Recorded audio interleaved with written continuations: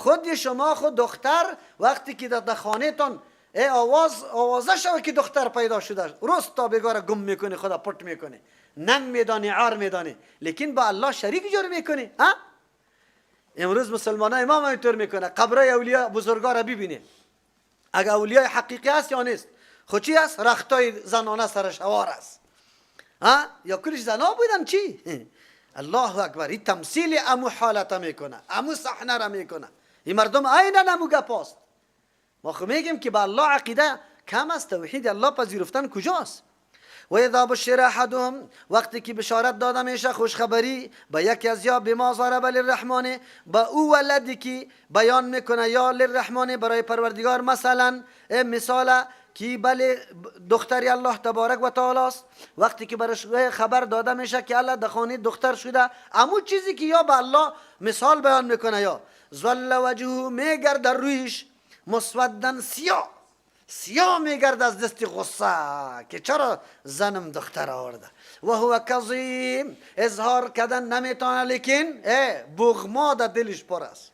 قرآن بیان میکنه حالت بد زمان جاهلیت که وا چقدر قطی دخترها عناد داشتن، نعوذ بالله. از همون خاطر بوده که اون باز چی میکرد؟ در آیت دیگه اوجه هسته که آیا ایره به موتور ننگو بیننگی نگاه میکنه یا ام یدسه فی التراب، یا ایره در خاک گور میکنه. این قدر نفرت داشتن از دختر. الله رحم بکنه. قرآن خو حالات از واره بیان میکنه، لیکن در جامعه مسلمانای امروزی ما همچون مردم ها وجود داره. یک تعداد بدبختا خو اول معاینه تلویزیونی میکنه، لعنتی الله سری تو دکتر باشه که اینطوری معاینات برش میکنه و برش میگه که بله دختر است، تو ثقت کن. این لعنتی الله سرش باشه. چرا که مبارزه میکنه، مقابله میکنه با خلق الله، با آفرینش الله تبارک و تعالی. و این بدبخت میره میگه دختر است، الا پیچکاری کو که ثقت شوه. بعضی علما از 40 روز به بعد سقط ناروا میگه، از 40 روز پیش درست، لیکن قول تحقیقی است که از 40 روز پیشم به مجرد علوق گرفتن، یعنی نطفه هرگاه در رحم مادر میره و اونجا علوق میگیره، انعقاد پیدا میکنه، بعد از این سقط از این عیناً مثل قتل است، عیناً مثل قتل. خواهی افسوس کاش کی خیر مادری تو اگر همینطور پدرش میکرد، پدرش میگفت که بله دختر است و دست سقط میکرد، تو در دنیا میامدی؟ همین مادر بود که تو در دنیا آمدی. همین مفکوره های جاهلانه امروز هم حکومت داره سری او کسایی که با قرآن و حدیث رابطه نداره. من اینطور گوشم شنیده، برام گفته شده که شوهر به زن گفت اگه این دفعه دخترت آوردی طلاقت میکنم، دیگه در خانت نمیمانم. و بدبختی خبیث. تو با الله مقابله داری، با الله مبارزه داری. فرق در بین مذکر و مؤنث چیست؟ در بین دختر و بچه چی تفاوتی داره؟ اگر تو واقعاً ایره فخر میدانی که بچه چی میکنه؟ فقط در خانه باقی میمانه، این خانه در دسترس کسی دیگر نمیره، امی کل ملک دنیا است تو باقی میمانه، امی همه پاچایی است تو باقی میمانه. بله او اولاد صالح اگر مذکر باشه اگر مؤنث، که او واقعا عقیده توحید الله را داره، دعوت به دین الله میده، نام تو را زنده کرده، او اولادی که واقعا تو اونجا در جنت اعمال نیک برات برسه، مقام تو بالا شده بره و سوال کنی که مقام از کجا شد و برات گفته شده که اولادت اونجا کار دین کرده رایسته بری تو میرسه. اونو تو اولاد انسان افتخار بکنه و پشتش بگرده. چی فرقی است بین اولاد بچه و دختر؟ لیکن در جامعه عیناً جهالت دوران مکی امروزه همین جهالت اینجا حاکم است. همین جهالت تهدید میکنه زن خود اگر دختر آوردی. او مادر چطور مادر خودش دختره که آورد وای اینطور غمگین است که پرسان نکن. بچه کی شود تفنگا فایر میشه که بچه شده. چیسته؟ قمارباز، نعوذ بالله، سودخور، بد عیاش، پودری. اینطور اولاد آدم چی کنه؟ خوی مردم هم کارا میکنه. دختر که پیدا میشه نه همه او خالیش خبر نمیشه. یک ماباد خیرت است یک دخترک پیدا شده، مرگ نه دخترک پیدا شده. این مخلوق الله نبود؟ این دخترک اینقدر حقیر بود؟ این جزی تو نبود؟ دفعه سوم دختر آورده قتل کرده زنی خدا که چرا آوردی؟ همین قدر نمیگه. تا این اندازه را جهالت است. شما خب گوش بگیری، جهالت ها عام است. و یک گله از مادرام دارم مادرها را شما شناخته، در خانه‌تان الحمدلله مادر و زنایتان است. یعنی از روز اول تولد که فرق یا قائل از پدر و مادر تا روز چی را وفاته، تا روز وفات فرق است. به بچه کالای نو، به بچه نوازش بده، ناز بده، الا چیستا گوشت خوب بریزو بده، الا میوه خوب بریزو بده. دختر بیچاره لیلا میپوش، دختر بیچاره چیزی را بیادرکیت بخوره. تو خیر است بیادرکیت بخوره، خاک ده سری تر بیادرک. حق ازور بده، ازور بده. خود ما این گپ خود ما زمینه را مساعد میکنیم برای تفرقه، برای جدا کردن. کی دختر است سی بچه است، دختر است سی بچه. پدرها خود حد میرسه به بچه خود ملکام میده، جایدادام میده، خانم میده، چیستا تویم برش میکنه، مصرفم میکنه. خود سری دختری خود چی میکنه؟ نعوذ بالله. دختر کسی میاد که بالکل متدین است، دیندار است، خود غریب بیچاره است او خب دیندار است، دخترم قطعی از او راضی است نمیده برش. اونجا یک بدبخت مشرک از مذهب خودش هم نه دیگه پیدا میشه، خو لیکن موتر داره، بلدینگ داره، برای از او داده رویسته. چرا؟ به خاطر که پول و پیسه زیاد میگیره. این آدم هم باز دو اسلام میکنه که من مسلمان هستم. تک تک تزبیر در مسجد انداخته رویسته، تکبیر اولا میگه، او دختری خود نعوذ بالله مال واری فروخته. حقم نداد به دختر که خوش است یا نه، تهدید کردشه که اگه قبول میکنی قبول، که اگه نمیکنی میکشم از خانه، اینطور میکنم. اینطوری گپا را گفته. این اولی عقیده به قرآن داره، راست بگویی. یعنی آدم دعوا میکنه باز پشت از این ختما شوه، ای ختم قرآن شوه که بخشیده شه. این خود قرآن عقیده نداشت، این خود قرآن قبول نداشت. چرا؟ قرآن حالات زمان جاهلیت بر ما قصه میکنه، لیکن ما این گپا را خود فی الحال به چشم سر میبینیم در جامعه خود. دختر داده میشه، یک روز پرسان نمیشه که خوش داری یا نه. امی شوهره خودش بچهش که یکی را برش پیش میکنه نمیگیرم، رنگش سیاست، دیگهش نمیگیرم، چشمش اینطور است، دیگهش 1000 به بچه خود پیش میکنی. از دختر کدام روز سوال کردی که دختر تو چی میطلبی؟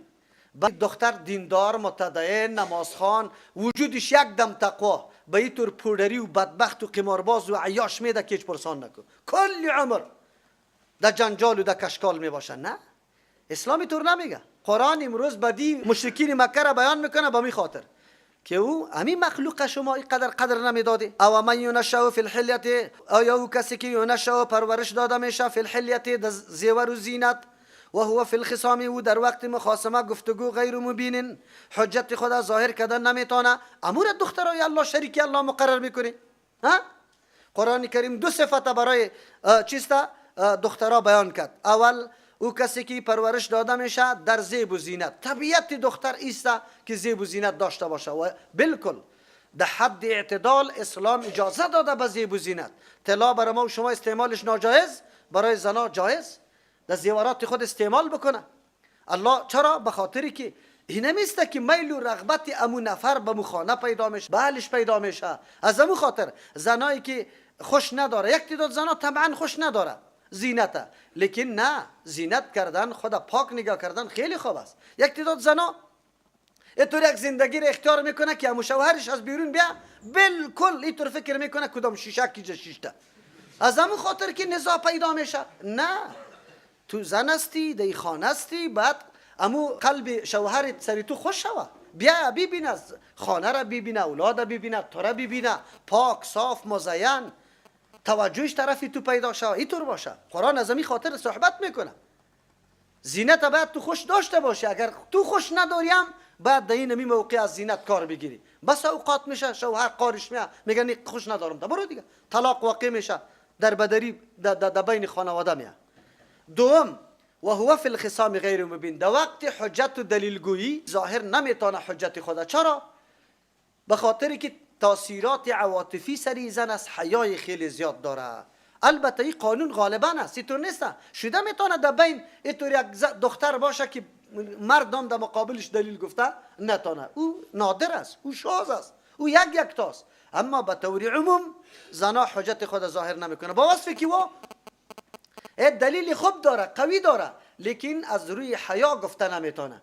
بچه به چشم سوگا پارا گفته میتونه، دختر بیچاره گفته نمیتونه که من رشوی نمیکنم. به خاطر چی؟ به خاطر که حیا داره. الله تبارک و تعالی برای از اینمی صفت داده. الله میگه پس اونمو دخترایی که زیب و زینت خوش داره، او دخترایی که حجت خود ظاهر نمیتونه، ایره نعوذ بالله شما با الله شریک میکنه. و جعل الملائکه گردانیدن ملائکه را الذین، او ملائکه که هم عباد الرحمن و بندگان و پروردگار هستند، اناثا محتاج برای الله است، مکمل تابعداری بندگی برای الله میکنه. اناثا ایره مؤنث قرار دادن، ایره باز دختران میگه از شهیدو خلقهم، آیا در پیدایش از یا حاضر بودن که برشان معلوم شد که ملائک نعوذ بالله مؤنث است.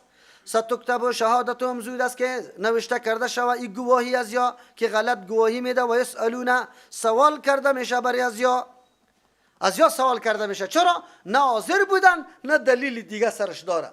شربینی رحمت الله علیه یک مفسر است، نوشته میکنه معلوم شد که هر قولی که دلیل نداشته باشه او منکر است. از همون خاطر تقلید یعنی قبول کردن قولی غیر بلا دلیل ای چیست؟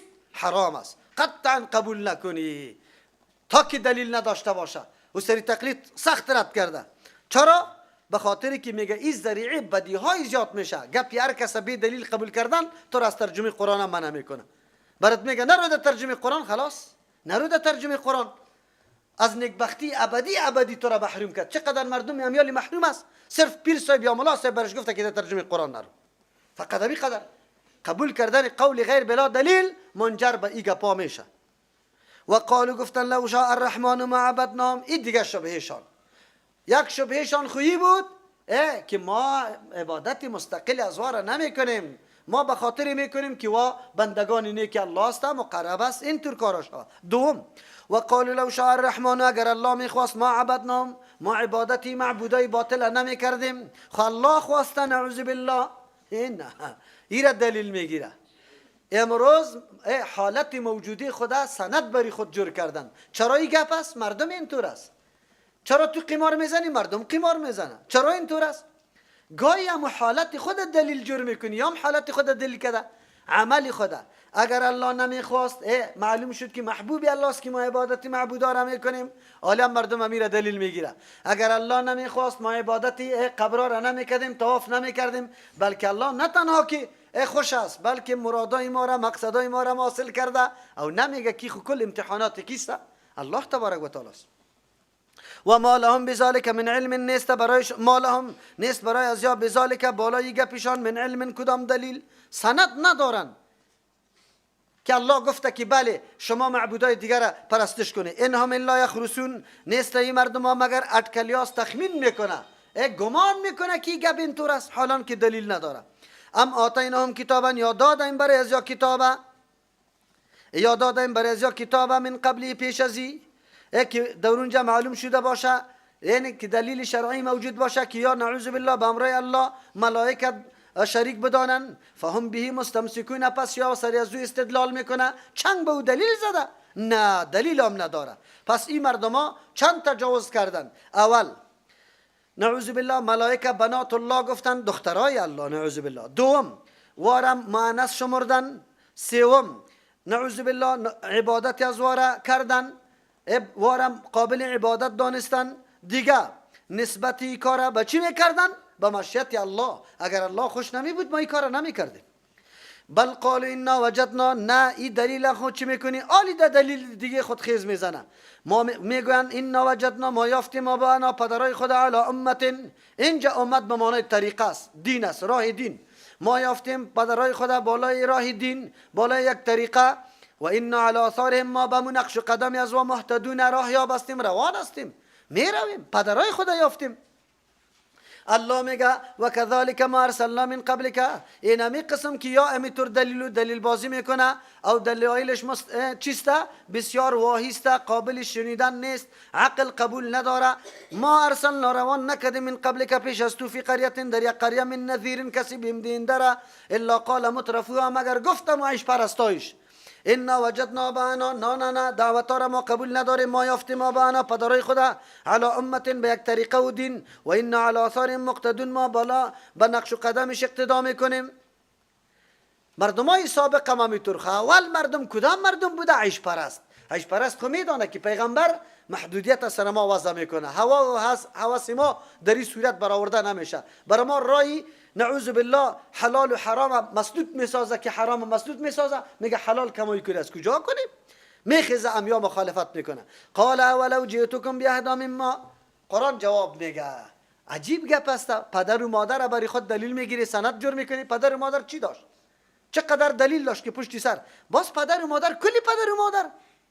اگر پدر و مادرتان دلیل هم داشته باشه، خب ما یک دلیلی بیاریم که از او کده خیلی راهیاب باشه، خیلی کامیاب باشه، کدام هم میپذیری؟ در معامله دنیا اگر یک رایی که پدرت انجام میداد دکاندار بود، ولی که امروز برات میگم که نه اینجور جور کو فایدهش زیاد است، دکانداری تا ادامه میدی یا اینجور جور میکنی؟ اینجور جور میکنی. چرا؟ فایدهش زیاد میبینی. اگر ما همینطور دلیل در مورد دین آورده باشم که از پدر و مادرتان کده امید دلیل ما خیلی قوی باشه، مفید باشه، مثمر باشه، شما کدامش اختیار میکنه؟ قرآن رد میکنه. قال گفت اولو جئتکم، اگر چی ما آمدن کردیم آوردن کردیم به اهدا خیلی هدایتمند، مما از آن چیزی که وجدتم شما یافتی علیه بالای طریقه آباءکم پدرایتانه، از او کده طریقه خوب آورده باشم یکی کامیاب ثمر بخش مفید. قالو گفتن انا بما ارسلتم به کافرون، برو این گپای فایده مایده را بر ما نزن، ما با تمام اون شریعتی که روان کرده شده کافرون انکار میکنیم، نمیپذیریم. خلاصه این مردم هم که هر قدر بگی کیسه که من خواست قرآن برات میگم، حدیث برات میگم، باز چی میگه؟ دمی وقت آخر میگه برو نمیشنو. برو الله چی میگه؟ فانتقمنا، ما انتقام گرفتیم منهم از یا. فانظر بی یا پیغمبر علیه السلام کیف کان، یه مخاطب چه قسم بود؟ کان عاقبت المکذبین، انجام او کسایی که تکذیب کردن دعوت انبیاء علیهم السلام. راه و روش پدران را به خود دلیل گرفتن، در حالی که بر ازیا دلیل خیلی مقنع خیلی سنجیده موزون برشان آمده بود. امروز کتاب الله و سنت رسول الله در پیش روی ما واز است، بر ما بیان میشه و ما بازم بگیم که نه، چیزی که پدرای ما کرده ما امور میکنیم. چقدر دلیل واهی و ضعیف است. پدر چی داشت؟ باز خیلی خوب رای پدرا را بگیری. خدا پدرا کی میه؟ امی پدریت که نزدیک است احمد و محمود، در جمله پدرا خو ابراهیم خلیل الله است. همون شخصیتی که قرآن برای زندگی و امام بودنش اعلان میکنه برای ما که پشت از او اقتدا بکنه. ابراهیم خلیل الله کدام شخصیت بود؟ شرک میکرد، قبر پرستی میکرد، شخصیت پرستی میکرد. او خو از شرک ما برا بود، اعلان توحید کرده بود. نمیبینی؟ و اذ قال ابراهیم لابیه، در آن وقتی که گفت ابراهیم علیه السلام برای پدری خود و قومی برای قوم خود، اننی برای مخ اعلان بیزاری میکنم مما از آن چیزی که تعبدون شما عبادت میکنه. یک نفر است در مقابل جامعه، در مقابل پدر قوم سنگر میگیره. سنگر باید بگیره. این سنگر عقیده است، مجبور است بگیره. ولی نمیگه که به احترامی پدر نشوه. نه، در موقعیتی که در اونجا دین الله تخریب میشه، دین الله پایمال میشه، عقیده وحدانیت پایمال میشه، اونجا مسئله احترام پدر مطرح نیست. اونجا اعلان بکو الا الذي بجز از ذاتی که فطرنی مرا پیدا کرده فانه سیهدین، یقینا الله تبارک تعالی مرا هدایت میکنه. و جعلها کلمتا، گردانیده باقی گذاشت الله تبارک و تعالی یا جاری نموده به برکت دعای ابراهیم خلیل الله. ها اینمی کلمه توحیده، براءت از شرک، کلمتا باقیتا، یک سخن پایدار، فی عقبه دولادش. حتما الله اینطور اولادا را پیدا کرده که محکم سری عقیده ابراهیم خلیل الله است که دعوت به سوی توحید میده. لعلهم یرجعون، به خاطری که مردم باز بگرده به سوی امور راه و روش پدری واقعیشان، پدری که الله توصیفش کرده. ولی پدرها خوزیات است، چرا از ابراهیم خلیل الله چی نمیکنه؟ بل متعت هؤلاء، وقتی که تو ابراهیم خلیل الله گفته این مردم خواهم میگه که ما در دین ابراهیم خلیل الله هستیم، چرا رای توحید اعلان کرد؟